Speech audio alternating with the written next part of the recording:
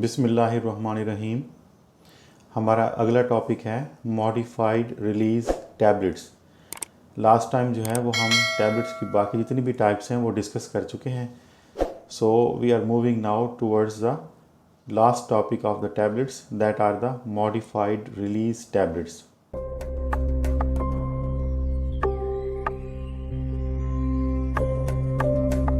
Modified release tablets. So types of modified release system are extended release or prolonged release, sustained release and controlled release are the further types of extended release or the prolonged release system and the delayed release system. Extended release tablets or the prolonged release tablets. Extended release system allow for the drug to be released over prolonged time period. By extending the release profile of a drug, the frequency of dosing can be reduced. An extended release medication is usually labeled with ER or XR at the end of its name. Is extended release and prolonged release same? Yes, they are the same system. Just इनके नाम जो है वो change किए गए हैं या इनके सिनोनिम यूज़ किए गए हैं। Prolong release means long time releasing system while extended release system means system which extend the releasing time. ER and PR are the same and have single functionality of extending the time of release of a drug from dosage forms. ये कुछ examples हैं जिनके ऊपर XR show करता है extended release, और जैसा कि पैनाडोल बहुत फेमस है, पहले जो है ये इमीडिएट रिलीज़ डोजेज फॉर्म में अवेलेबल थी, अब जो है वो एक्सटेंडेड रिलीज़ डोजेज फॉर्म में अवेलेबल है। उसके अलावा जो है ना और भी ये टाइप्स हैं that are the extend release, इनको XR से और ER से रिप्रेजेंट करते हैं। These may be divided into further two types that are the sustained release and the control release. Sustained release or the SR system. Sustained release medications are usually labeled with SR at the end of their name. These medications prolong the medication's release from a tablet or capsule so that you will get the medication's benefits over a long period of time. This means that you may need to take fewer doses throughout the day.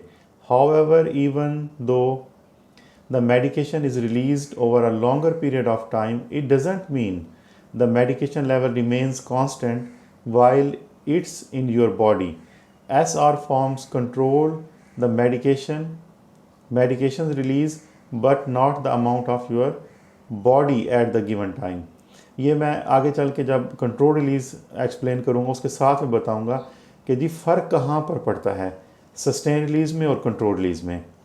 बहुत सारे students को ये confusion रहती है पहले तो इस बात में कि जो है वो मेन सिस्टम क्या है, ठीक है, और उसके बाद जैसे एक्सटेंडेड रिलीज़ है या प्रोलॉन्ग रिलीज़ है, इन दोनों में कोई फ़र्क है? नहीं जी, कोई फ़र्क नहीं है एक्सटेंडेड रिलीज़ और प्रोलॉन्ग रिलीज़ में।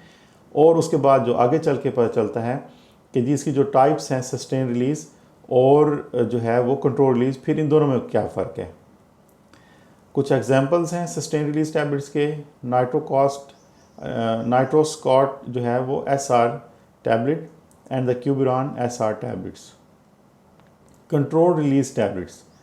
A controlled release medication is usually labeled with CR at the end of its name. Controlled release medication release the active ingredients at a specific rate to keep constant medication levels in your body for a specific time period. This allows for more precise control of medication level after taking it and fewer doses needed throughout the day. Unlike SR forms, CR medications or the control release medications can precisely control the amount of medication in your body at a given time, not just its release.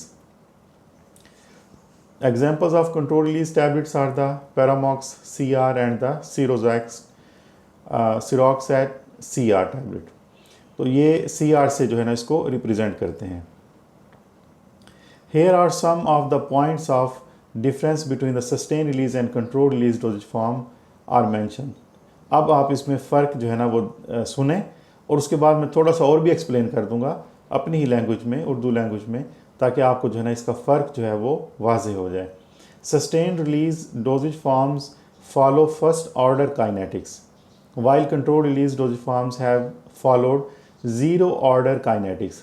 अब देखिए इसमें फ़र्क कि जो sustain release हैं वो first order kinetics follow करती हैं। फर्स्ट ऑर्डर आपने रिएक्शंस पढ़े होंगे या काइनेटिक्स पढ़ी होगी, तो उसका मतलब ये है कि पीछे ड्रग की क्वांटिटी जैसे से कम होती जाएगी वैसे वैसे क्वांटिटी रिलीज़ की भी कम होती जाएगी ड्रग की फ्रॉम द डोजेज फॉर्म। लेकिन ज़ीरो ऑर्डर क्या कहता है कि जी पीछे रिएक्टेंट या ड्रग की क्वांटिटी चाहे कम होती जाए रिजर्वायर में, लेकिन जो ड्रग की क्वांटिटी रिलीज़ की है वो जो है वो कांस्टेंट रहेगी। अब इससे फ़र्क क्या पड़ेगा? इससे फ़र्क ये पड़ेगा कि जो फर्स्ट ऑर्डर की वजह से हुआ है तो उसमें ज़रूरी नहीं कि ड्रग की जो डोज ब्लड में चाहिए वो मेंटेन रहे, लेकिन जो कंट्रोल रिलीज़ है उसमें जो ड्रग की डोज ब्लड में चाहिए होगी वो मेंटेन रहेगी, क्योंकि आपने उसको उतनी ही अमाउंट में रिलीज़ करवाया है जितना आपको उसकी ब्लड में क्वांटिटी चाहिए थी। होपफुली आपको ये फ़र्क समझ में आ गया होगा। आगे चलते हैं, फिर भी इसको एक्सप्लेन करूँगा एक ग्राफ के ज़रिए, ताकि आपको इसको बिल्कुल जो है ना वो क्लियर हो जाए। In sustain release implies a slow release of medication over a period of time, and this release may or may not be controlled, whereas the control release is a completely zero order release. The medication releases over time irrespective of the concentration. जी, अब फ़र्क वाज़ेह हुआ आपको कि sustain release में और control release में क्या difference है। आगे भी फ़र्क जानते हैं, बिल्कुल जो है ना वाज़े हो जाएगा आपको। Sustain release medication is restricted to oral dosage forms, whereas control release medications are used in a variety of administration routes such as oral, vaginal, transdermal administration, etc. In sustained release forms, the dosage is maintained for a long time and drug release is not definite per unit time, while the drug release is predictable, very definite per unit time in control release. देखें जी, जब drug की quantity जो है वो reservoir में कम हो रही है और जो है वो सस्टेन रिलीज सिस्टम है, यानी कि फर्स्ट ऑर्डर काइनेटिक्स उसको फॉलो कर रहा है, तो इसका मतलब ये है कि अगर जो प्लाज्मा लेवल है जो कि इफ़ेक्टिव कंसंट्रेशन है, आपने वो ग्राफ याद होगा कि मिनिमम इफ़ेक्टिव कंसंट्रेशन और टॉक्सिक जो लेवल है उनके दरमियान जो कंसंट्रेशन लेवल है ड्रग का वो मेंटेन रहे, तो इफ़ेक्टिव कंसंट्रेशन है। अगर ड्रग जो है वो रिजर्वायर में कम होती जा रही है और उसकी रिलीज़ भी कम होती जा रही है, तो चांसेस हैं कि वो इफ़ेक्टिव कंसंट्रेशन से कम हो जाएगी। लेकिन कंट्रोल रिलीज़ में क्या होगा कि वो इफ़ेक्टिव कंसंट्रेशन के दरमियान ही रहेगी। क्योंकि वो ज़ीरो ऑर्डर काइनेटिक्स को फॉलो कर रही है, और उसकी वजह से अगर ड्रग की क्वांटिटी रिजर्वायर में कम भी हो गई है तो उसकी रिलीज़ जो है ना उसके ऊपर असर नहीं पड़ेगा। होपफुली अब आपको बिल्कुल ये बात वाज़ेह हो जाएगी। ये देखें, ये ग्राफ है, इसमें ज़ीरो ऑर्डर कंट्रोल रिलीज़ के बारे में बताया गया कि वो मेंटेन रखेगी ब्लड के कंसंट्रेशन लेवल को, और वो मोस्टली थेराप्यूटिक कंसंट्रेशन के अंदर ही जो है ना उसको मेंटेन रखती है। आप कन्वेंशनल डोजेज फॉर्म देखें तो उसमें एकदम उसकी पीक आएगी और फिर उसके बाद जो है ना वो इफ़ेक्टिव कंसंट्रेशन से कम होकर बिलो हो जाएगी, और सस्टेन रिलीज भी आहिस्ता आहिस्ता इसमें कम होती जाएगी, अपने आप को मेंटेन नहीं रख पाएगी, और उसके बाद उसकी डोज आपको मेंटेन करनी पड़ेगी। उसके बाद डिलेड रिलीज टैबलेट्स हैं। Delayed release medications are medication that are design to release the active ingredient later after taking it, which can help control where it's released in the body, small intestine में हो या किसी और जगह हो, और mostly जो है ना वो स्मॉल इंटेस्टाइन में ही होती है, क्योंकि हम नहीं चाहते कि ड्रग जाकर स्टमक में ओपन हो। क्योंकि वो हो सकता है बहुत सारी उसकी रीज़न हो, इरिटेशन काज करती हो, अल्सरेशन काज करती हो, या कोई और रीज़न हो। This is usually done to prevent the medication from being broken down too early. इसकी एग्जांपल जो है वो डिलेड रिलीज टैबलेट की जो है वो ज़ाइलोक्विल है, DR, इसके अलावा और भी टैबलेट्स जो है ना वो अवेलेबल हैं। उम्मीद करता हूँ आपका लेक्चर, ये वाला लेक्चर आपको जो है वो समझ में आया होगा। आज के लिए जो है ना वो ये वाली टाइप कंप्लीट हो गई है, और हमारा टॉपिक भी जो है वो टैबलेट का जो पिछले दिनों से चला आ रहा था वो कंप्लीट हो गया।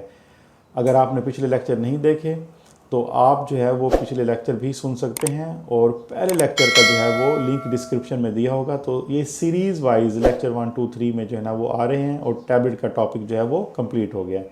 तो इंशाल्लाह नेक्स्ट जो है ना हम और टॉपिक स्टार्ट करेंगे होपफुली डोजेज फार्म का। तो इस चैनल से जुड़े रहिए, आपको बहुत ही जो है ना वो फ़ायदा होगा इससे अंडरस्टैंड करने में, स्पेशली डोजेज फार्म को, और बाकी सब्जेक्ट्स भी इंशाल्लाह जो है ना वो जल्द अपलोड करना स्टार्ट कर दिए जाएंगे। थैंक यू जी, अल्लाह हाफिज़।